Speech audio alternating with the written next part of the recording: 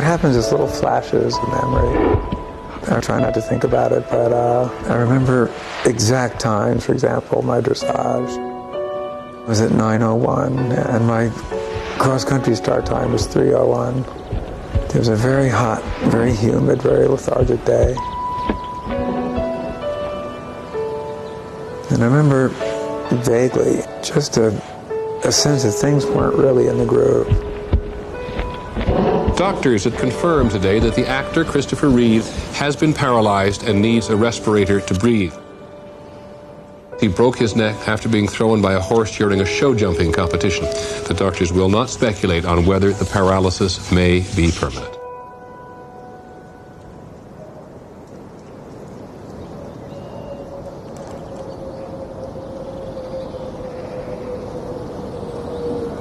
Well, today is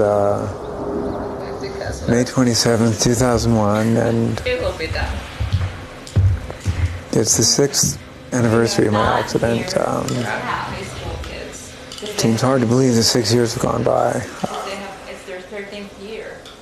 Sometimes it seems like it's been an eternity, sometimes it seems very short. Holy cow. Okay. I need my license.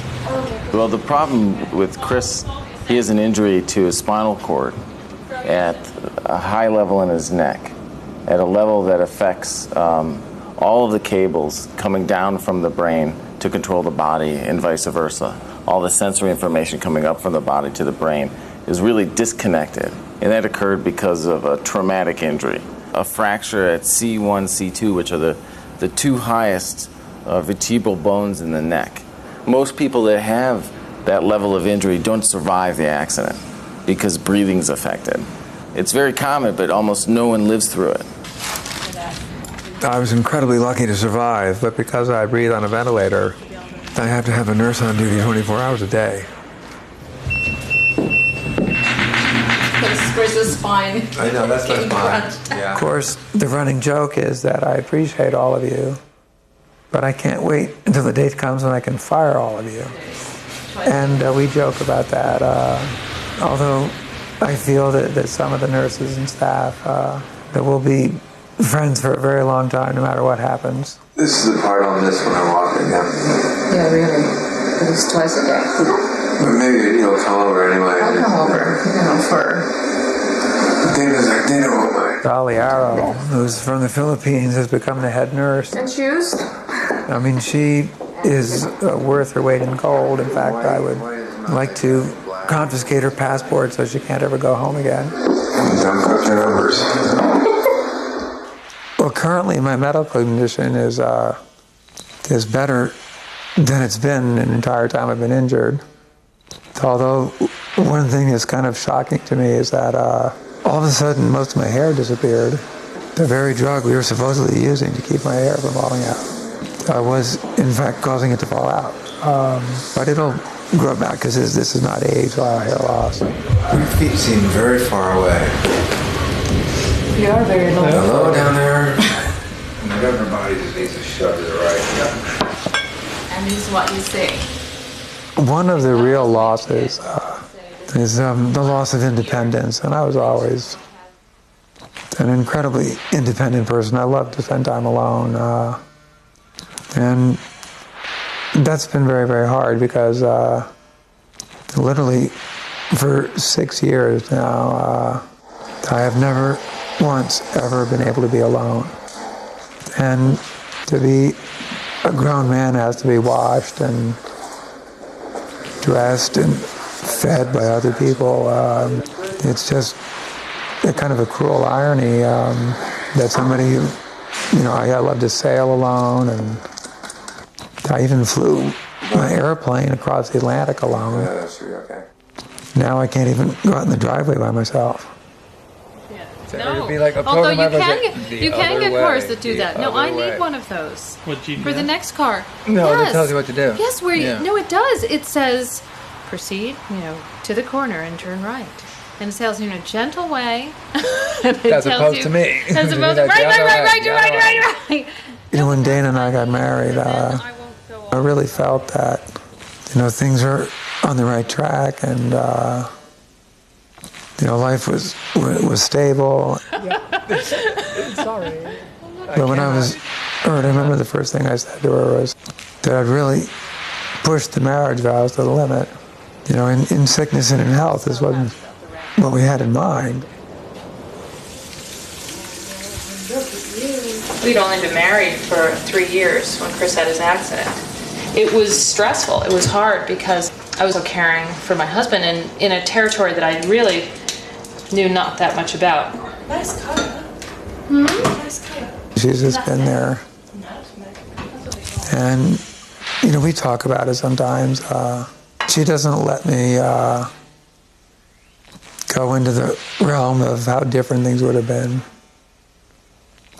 She's really great at steering me away from that. My 2 oldest kids, Matthew and Alexandra, were born when I lived in London with their mother, Gay Exton, and they were only 15 and 11 when I was injured, and that is a really lousy time to lose a dad. But I mean, she looks the best out of all of us. You ended up with half a dog, right? Yeah, sorted. Great. Have you ever been to Northford, Connecticut? Northford? I'd be very interested to find out where that is. I wonder if it's big enough to show up on the globe. No. But it's not quite as bad for my youngest son, Will. He was only 2 when I had my accident, and for most of his life, this is the only way he's known me. I like that guy. I felt very guilty. It's okay to make your own mess, as long as it doesn't get in the way of other people. I like that one myself the best. There's something about it, just, because it's supposed to have someone in it. Well, it's like leaving the chair behind, absolutely. Yeah. I think that the first thing I discovered was that there was no use in punishing myself. And I could also tell right away that they'd rather have me around than not. Then, frankly, Dad helped me put away thoughts of suicide. Because certainly the first thought was I should go. That I would just be too much trouble for everybody.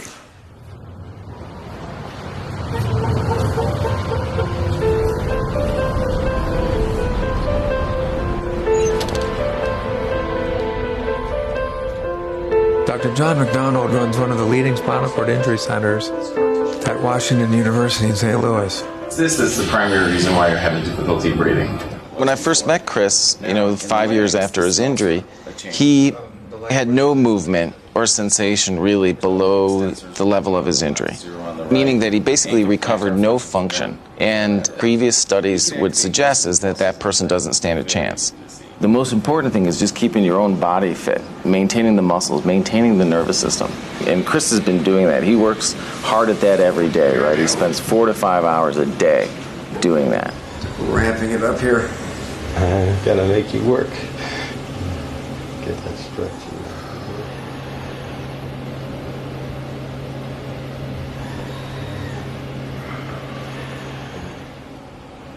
I guess by doing that somehow the body's natural desire to heal itself and the ability of the mind has to affect the body, those things, they work in mysterious ways, but they're working now for me. And it began more than 5 years after the injury. And the first thing that I suddenly was able to do out of nowhere, I was able to move my index finger. I could not believe that he could do that. I mean, nobody, it's not supposed to happen. He was explaining something like this, where you would normally gesture. And I was noticing that when he would do it, he would go, his finger would move. And he said, I think I can make that happen. And I said, oh, okay, yeah, right. Okay, I can make that happen. And he actually commanded his finger, and he said, move. And it moved. And he would say, move, and it would move. And I built on that, and from that time, it's expanded into a much larger range of movements and exercises that I've been able to do. Go. I mean, he's already made more progress than even I would have ever predicted, based on the therapies that we've been providing. Pretty much no one else would probably even believe that he's had this recovery. That's the magnitude of the impact that this has. Squeeze, squeeze, squeeze, squeeze, squeeze, squeeze, squeeze, Dr. squeeze. McDonald was so amazed by the finger movement that he began a study to see how much more I could accomplish with exercise. Okay, now I'll try to push the forearm down. First, I hope to get off the ventilator, and then to get control of bladder and bowels and sexual function, and then that would be the basis for being able to recover and get up and walk. Pull, pull, pull. Pull it down. Pull, pull, pull, pull, pull, pull, pull. Pull, pull, pull. That's it. Now squeeze back. Squeeze, squeeze, squeeze, squeeze, squeeze, squeeze. And relax.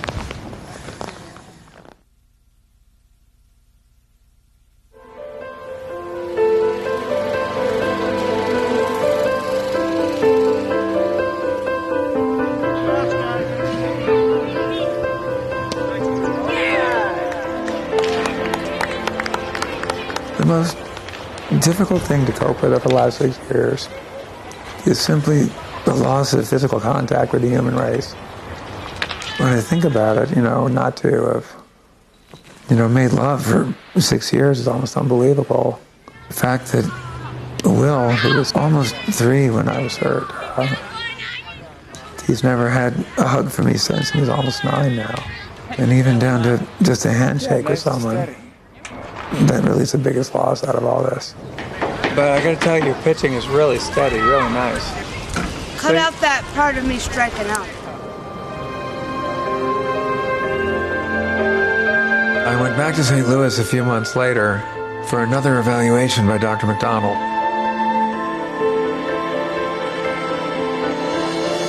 Are we filming this?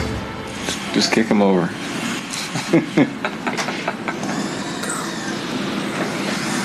That's the initial push that I wanted to show you. The most impressive thing is on camera the beginning, because it's just, you can see the muscle contract. That's why I wanted to show you the sudden innervation. Try to extend that first finger again. Now try to lift it up. The first thing we do is we do an ASIA examination, which is the gold standard in the field. And you basically assess motor function in the arms and the legs, how well you can move. I want you to try to go like this. And then sensation to both light touch and pinprick throughout the entire body. And this is 2. The end of the second one felt like it was sharp. Yeah, good. Since we've initiated that program, Chris has really recovered substantial function. First finger. Good. Thumb. Good. Middle finger. And he's moved from an Asia A classification to an Asia C classification. And this is on a scale from A to E, where E is normal. A is someone who has no function below the level of the injury. So initially, Chris was classified for the first 5 years as an Asia A. It's really never been reported someone having such a delayed recovery. So 5 years after the injury, all of a sudden to start changing Asia classifications is just really unheard of. We do functional MRI testing to see where the movement's coming from. So this is the left side, this is the right side of the brain, this is the front, this is the back. The good news is that, for example, the command to move my finger has been proven to come from the correct part of the brain. The next step was to try something radically different. Man, it's hot in your room. I hadn't been in a swimming pool since 1995. I've always been at home in the water as a scuba diver. I sailed all my life. I love the water. It's something that I've really missed. No surf today. Why we use a pool in rehabilitation is that essentially it takes gravity out of the equation. So a lot of Chris's movements can be easily visualized and practiced in a pool that you can't do, with normal gravity involved. He's never had an opportunity to ever be in a pool. Psychologically, it's an amazing thing to be able to be in there. The clear tubes are longer than that. Who would have thought that, Christopher Reeve, a person who is vein-dependent, quadriplegic, could go in the pool and do exercise? There was never any meeting as to how we would do it. We just did it. Okay, Chris? It's been a while. 1995. 1995, huh? We're going to sway a little bit, loosen you up, okay? It's nice. What was really remarkable is that their staff in St. Louis asked me and our staff, what do you want to do? So we said, well, let's see what happens if I sit and see if I can kick my legs. What was remarkable is that I kicked both legs in spite of the fact that I had 5-pound ankle weights on each leg. Oh my God. Oh my goodness, Jesus. The first time that we saw him move his legs, you know right there that just a little help from science for a cure is that these people like Chris could really walk, get out of their chairs and lead a normal life again. What I deeply appreciated about it is that over the last 5.5 years I've been exercising, and I've gotten movement just by trying things, trying to move my legs, trying to move my arms, trying to breathe. And I'm very grateful that Dr. McDonald and his staff were willing to help me go further rather than saying, no, you're on a ventilator, you're a high risk, what if something happens? You know, what if we're the people who drowned Christopher Reeve? Well, world reaction might be mixed, 50% for and 50% against. Good, you finally finished him off, that'll shut him up. Push, one more. Yeah? Push. Yeah, I like that. That's better. I was very encouraged by what happened in St. Louis, but I know that a full recovery will require a combination of exercise and science. And I think the most promising approach to a cure is the use of stem cells. And while some conditions can be treated by adult stem cells, my hopes are pinned on cells derived from human embryos, which is a very controversial issue. President Bush is about to address the nation and announce what may be the most important decision of his young presidency. It is certainly the most controversial. Embryonic stem cell research offers both great promise and great peril. So I have decided we must proceed with great care. Stem cells hold a lot of promise for medical research. Scientists say they can potentially manipulate these cells to be almost anything and attack disease in many parts of the body. This is very, very painful to me because I believe that if we'd had full government funding of embryonic stem cells, then done the research right when they were discovered, by now we might be in human trials. And instead, the whole thing's just a political football being kicked around.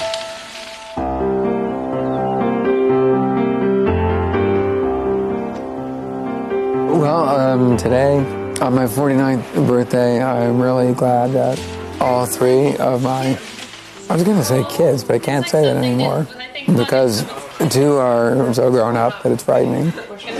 And there's one little one, Will, who runs around, and he's a kid. Not exactly an aerobic exercise. We're going to have sushi, we're going to hang out, and we're going to enjoy being together, and that is present enough for me. That's all I need. Happy birthday, dear Daddy. Happy birthday to you. Yeah. I don't think you would have blow all these out. Oh my God, if I can Some of them are sparkling. They catch on fire. If you blow one out, we'll do the rest. One a little closer. Oh, yay! Okay.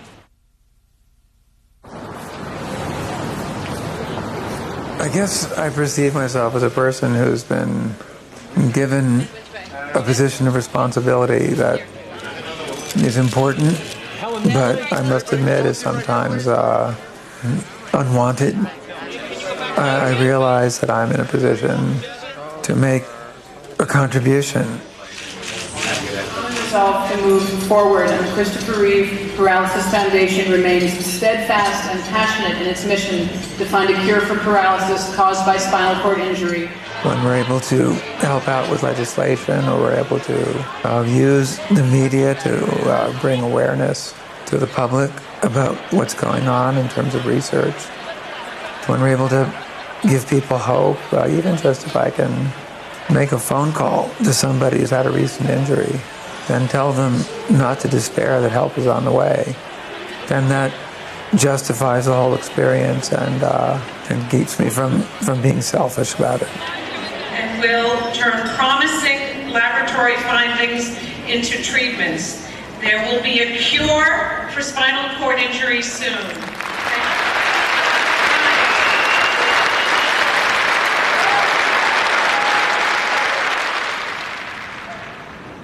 I have no doubt that day will come, but in the meantime, I have to continue with the routines of daily life. 1, 2, 3. Very good.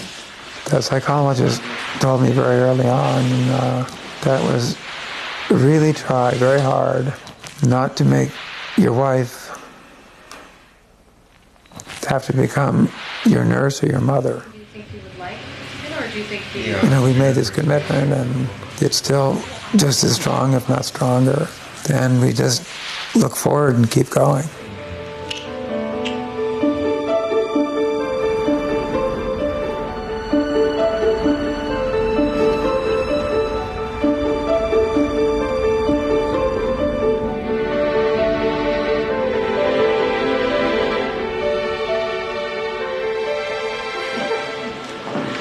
Chris is mostly housebound in the winter time because it's cold. He is on a ventilator 24 hours a day.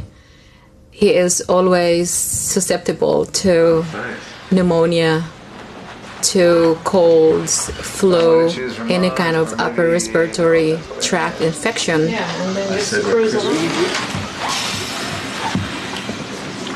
Well, it seems that all the work I'm doing is keeping me healthier this winter, and I'm able to ride this bike by means of electrodes placed on my legs, and they stimulate the muscles that make me push the pedals with a little help from an assistant.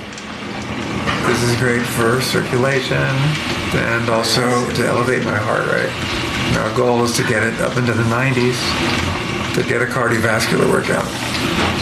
And this motion has helped my ability to move my legs on land and in the pool. And this really is something that, that everybody who's paralyzed should have, because it's motion. It's really, really good therapy. 9.5 miles. Heart rate's up. And psychologically as well as physically, to know that you're not just spending your life sitting still.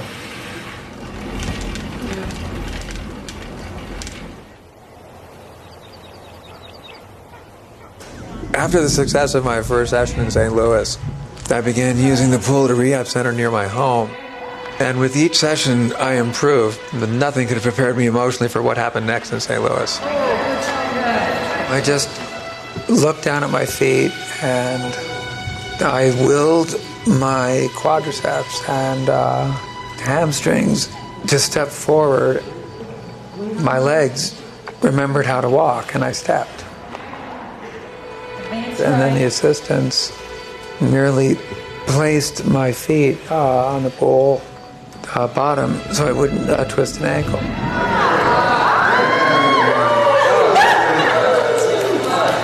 You can see him almost standing, in the water, using his quads and glutes to stand. It's a huge difference. You can see he's not about to give up. That was an incredible experience for me. The fact that I actually took steps forward, even though I needed a lot of assistance, reaffirmed my belief that I am going to walk again.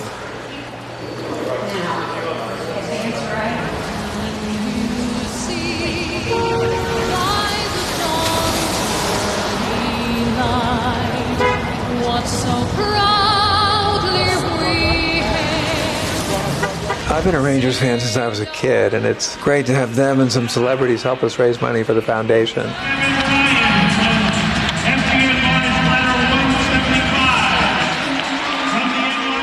This year's event is really special because Will's playing and Dana's singing.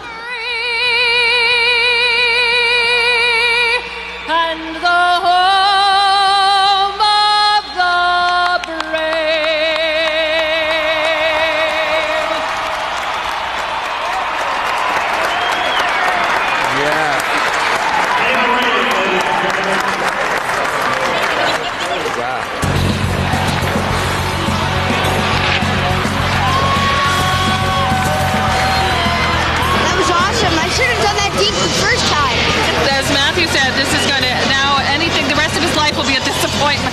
John McEnroe's on the ice. Tim Robbins. Oh! McEnroe backhand. Blackburn's down. Oh! Chris Jericho is on for the blue team. Whoa! Score! For the first time, we had the celebrities, and we had kids, and we had the real Rangers all playing together, and that was just the best. The thing that I didn't like is that they didn't let us play in the game. Yeah, well. And also that they gave a goal to the blue team for being nice. A nice guy, yeah. That's, so is it every year. I know, and then they go to the shootout, and then last year blue team won, this year white, next year blue. It's rigged, yeah. But it was good. That was great fun, wasn't it? Yeah, but still, it's not. Yeah, it's good. You should load. I'm gonna leave. Yep, I gotta go. Okay. I gotta go. Diana? Yes? You know that you have your stuff. Yes, I know.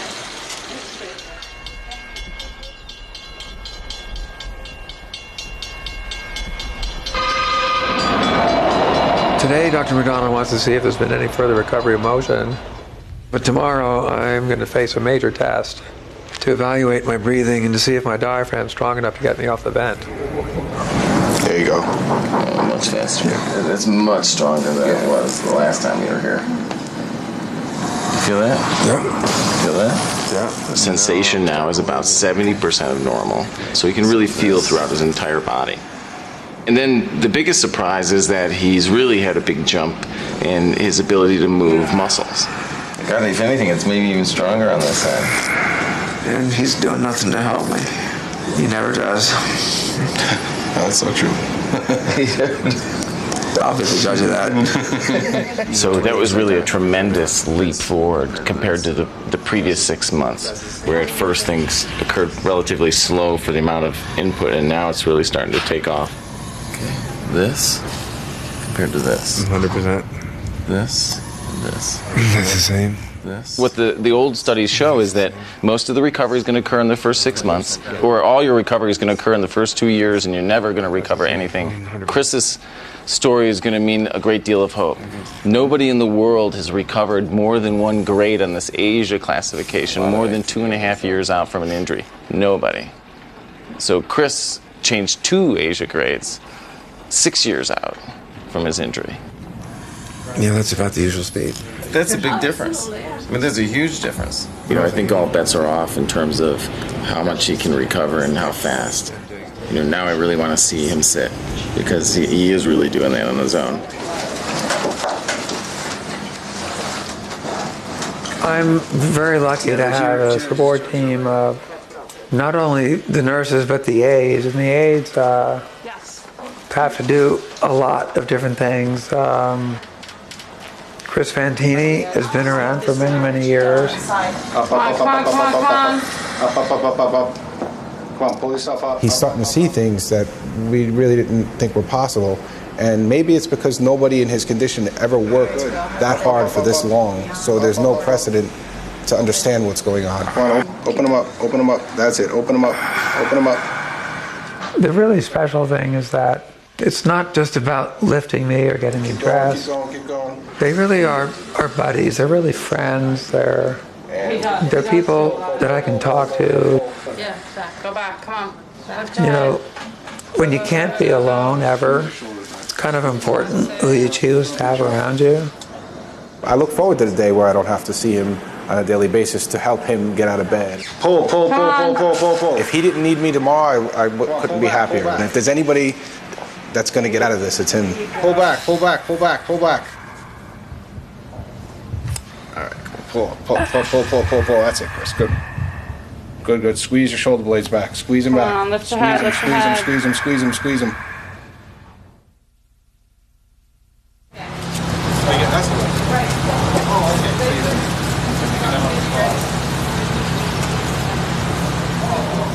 If my diaphragm's strong enough and I can get off the vent, that'll change my life dramatically.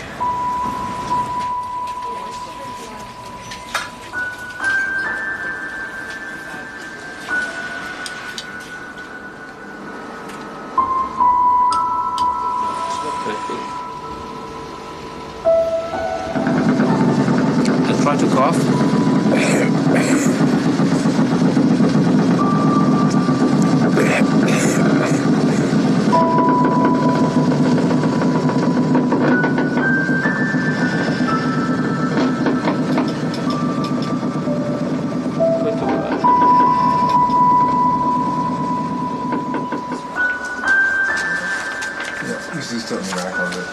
I was hoping that we'd find some response from diaphragm when we stimulated the nerve.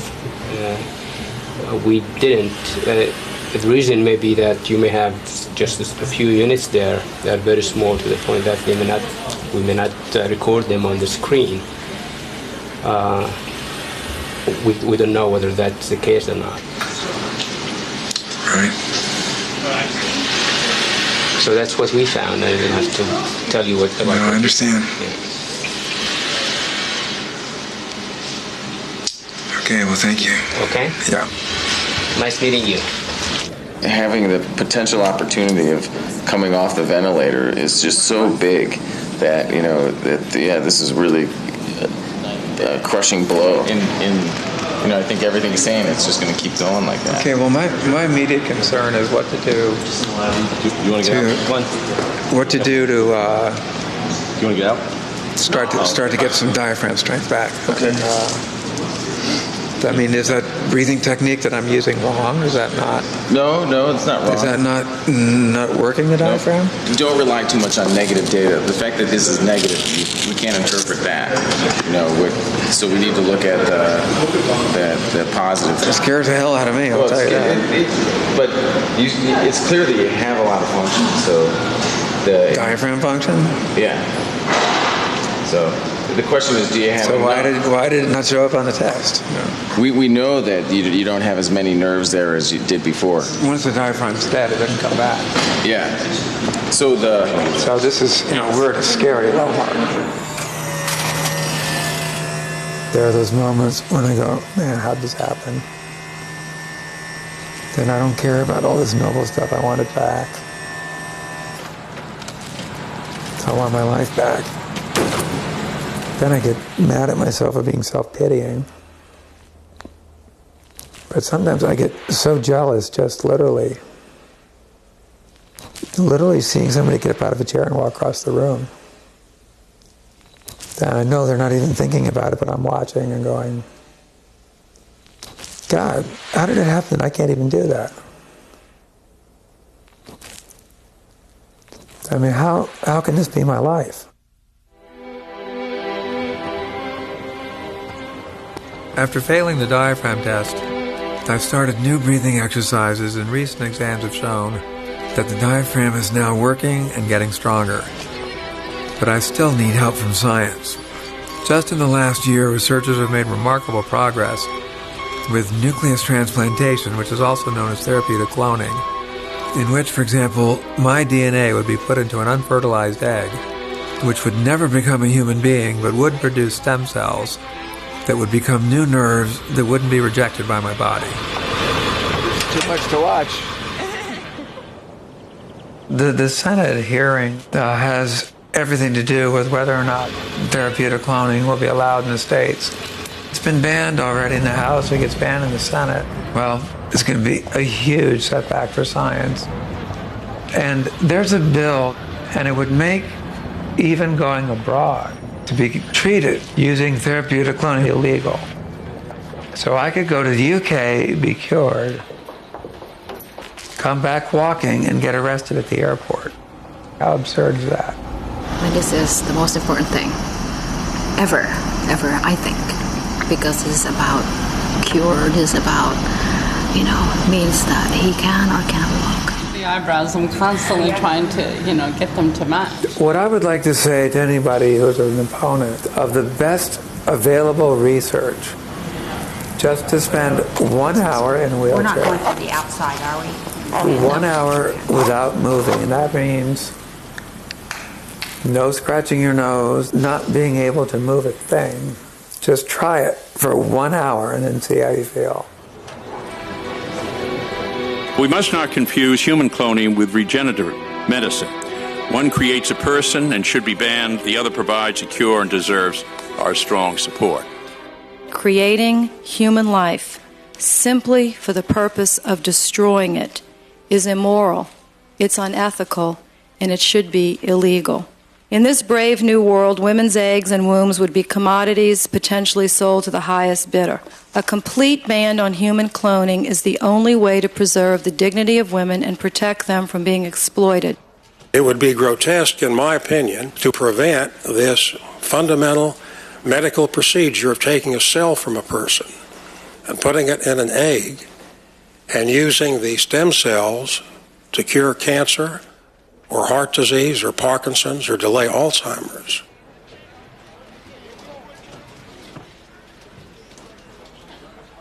For the record, I'm a C2 ventilator-dependent quadriplegic. And that means that I'm paralyzed from the shoulders down and unable to breathe on my own for the last 7 years. I've not been able to eat, wash, go to the bathroom, or get dressed by myself. Now, some people are able to accept living with a severe disability. I am not one of them. Therapeutic cloning is done without fertilizing an egg. It can be strictly regulated. If we also enforce an absolute ban on reproductive cloning, we will not slide down that dreaded slippery slope into moral and ethical chaos. Today, 100 million Americans suffer from serious or currently incurable diseases. 54 million Americans are disabled. Our government's supposed to do the greatest good for the greatest number of people.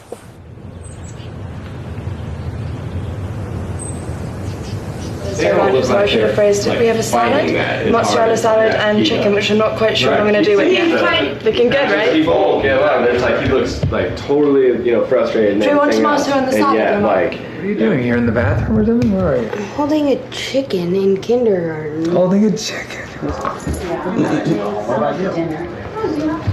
People often ask me, how do I keep motivated and how do I keep my spirits up? Well, I have to be honest and say they're not always up. The most disabling thing about being disabled is a feeling of hopelessness that you can't make any difference, and that your situation won't change, unfortunately. That's not my state of mind. No, I have to admit that keeping really busy is crucial. I think maybe after a sign of progress, we need a new paragraph there. I'm writing a book about my perspective 7 years after the injury. There's a lot of political content in it, so this is not a self-help feel-good book.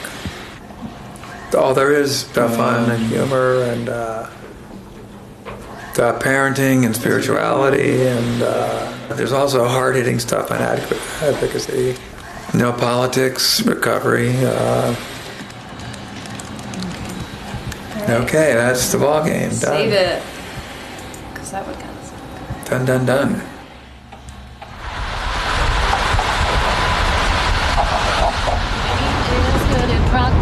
Come and hear my sad, sad tale about a village gone to ruin by a girl called Abigail.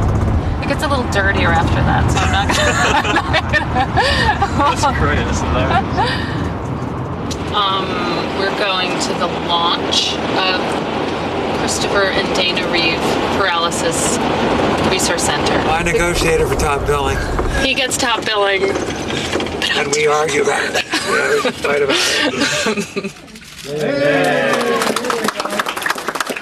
it. About 7 years ago, my husband had his accident, and we knew that we had a need for a lot of questions to be answered. We had no idea what resources were out there when you had a spinal cord injury, when you were faced with a long-term paralysis situation. I've got to say that the gratitude we're hearing from people for this resource center, the anticipation, the excitement, is very gratifying and overwhelming, and the fact that we'll be able to serve people nationwide makes us very proud. I'm in the worst lane, and I feel like, though I need to be. Yeah, I do. Yeah, I do. He hates when people get lost. Right. Because he can't understand that as a concept. Yeah, I know. We are going north, aren't we? Yes. Don't we go north? Yeah, we should be. Right? New Jersey is south of New York. I want you to weigh in on this one, Toph. I'm dying back here. Oh, it's all too much for me. I've been traveling all over the country since 1996, and I've spoken to every kind of group, from rehab centers to success seminars to colleges giving commencement addresses. Klakatka, and then I've got Lynn. Yes, and then okay. Chris's commencement presentation to the graduating medical school. He's really imparting interest and enthusiasm into the people who are going to be the next generation. The impact of those few minutes that he's going to speak will be carried along with those individuals, for the rest of their life. And they won't realize the full impact of what he presents until Chris makes the announcement of his recovery.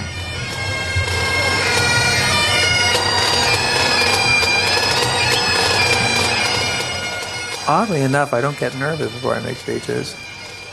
Since breaking my neck and injuring my spinal cord and then nearly dying from an experimental drug, I really don't have too much to worry about.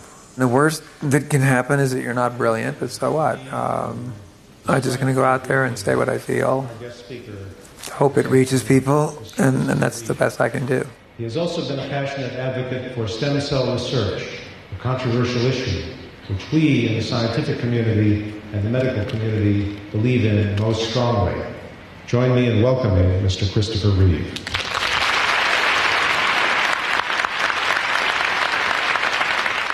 So it's a real privilege for me to be here. I have a special, really a reverence for doctors I never thought I would have. We have doctors in our family. My sister-in-law was going through med school. We were all very excited because we thought there will be, free medical care. We thought, she's going to be perhaps a pediatrician. That'd be great. She decided to be a pathologist, and I said, I don't want to see you. Don't let me come your way. So I'm struggling to keep up my hope and the hope for patients like me, and the more people who come into the field with the mission of doing the best for their patients and realizing that religion is not to be confused with government policy, and we have to let scientists speak about science. Thank you so much for being willing to take the journey that you're taking and for doing that work. I applaud each and every one of you. Congratulations. Thanks very much.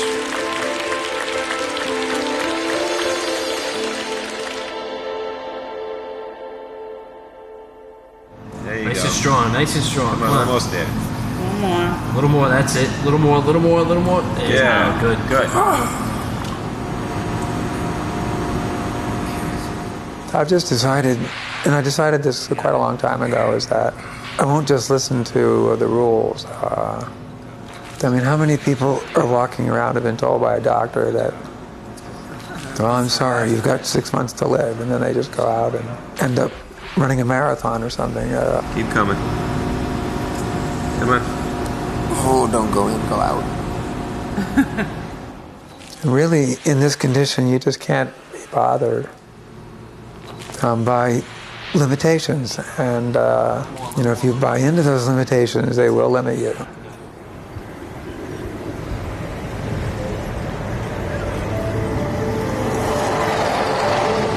Well, today is May 27, 2002. And it's a day with a double edge, actually, because it's the 7th anniversary of my accident. It's also an extraordinarily happy day because it's the day that Matthew is graduating. Here he is today with his cap and gown, no longer have to pay that incredible tuition, which is enough to bankrupt you. And he's about to make his own way in the world. Just thinking about Dad's actions, 7 years it's bizarre. I think it's going to take a week to sort of process everything that's going on today. Here I am. That was school. It's done, finished.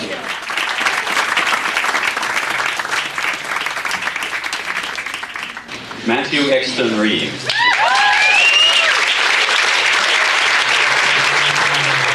You can have this, Will. May 27th is having less and less power over me. In the first few years, it was, it's like I would crash again. Emotionally on May 27th, I'd relive every moment. It was 9:01 when I went into the dressage ring, and it was 3:01 in the afternoon when I set out on the cross-country course. And I used to even stop and mark those moments of time. But today, it just seems in the distant past because the present is just so exciting and so fulfilling. Here he is. How's it going? Oh, looking cool. Sorry. There's Men in Black too. Yeah, exactly. You just graduated. Oh, one tiny. Ooh. That doesn't count. There it is. It's official.